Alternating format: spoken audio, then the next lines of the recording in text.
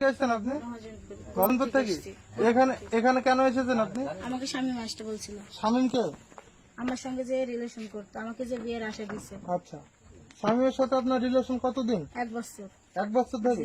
প্রথম রিলেশন আপনার কোথায় থেকে পরিচিত হয় ওর সাথে? ফেসবুক থেকে পরিচিত? জি। ও আচ্ছা আচ্ছা, তাহলে এখন আপনি কি চাচ্ছেন এখানে? আমি ওর সাথে বিয়ে করবো, ও আমাকে আশা দিয়ে থুইছে, আমার মা বাবা আমাকে ঘরে তুলছে না, ওকে বিয়ে করতে হবে। আচ্ছা, আপনি বিবাহিত? আমার বিয়ে দিয়েছিল, তার জানার পরেও আমার সঙ্গে রিলেশন করছে। এর আগে আপনি মানে শামীমের সাথে সম্পর্কের আগে কি আপনি বিবাহিত ছিলেন? না, বিয়ের পর আমার বিয়ে দিয়ে রিলেশন করছিলাম, তারপরে বিয়ে দিয়েছি। তারপরে বিয়ে দিয়েছে? আপনি কোন ক্লাসে পড়েন? ক্লাস 10। ক্লাস 10-এ পড়েন এখন বর্তমানে? জি। তাহলে আপনার বিয়ের বয়স কত আগের স্বামীর? 8 মাস। 8 মাস? জি। আচ্ছা আচ্ছা।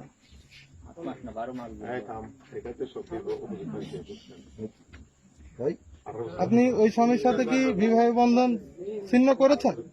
তালাক দিয়েছেন তাকে? না, কালকে ওকে নিয়ে ও আমাকে বললো যে আমি তোমাকে নিয়ে কোর্টে বিয়ে করে একবার তুমি ডিভোর্স দিবা, ও বলছিল। আচ্ছা, শামীম বলেছে? জি।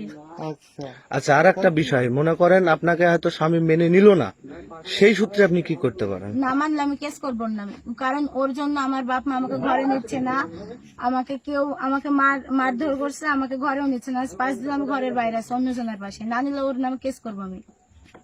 আচ্ছা, আপনার কোন স্কুল জানো?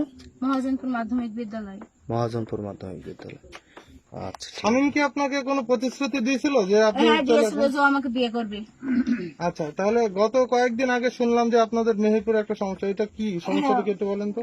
ও কি আমাকে হয়েছিল ফোন ওখানে? দিছিল, দিয়ে বলছিল মিট করতে, আমি মিট করছি। পরে থানায় নিয়ে যাই, থানায় নিয়ে গিয়ে যখন বলে বিয়ে করবে, ও প্রথমে আমাকে বলছে যে আমার কাছে হাত জোর করছে, করে আমাকে বলছে যে দেখো আমার আব্বু স্টক করবে, আমার আব্বুকে টেনশন দিতে চাই না, আমি তোমাকে মাত্র 2 দিন পর বিয়ে করবো।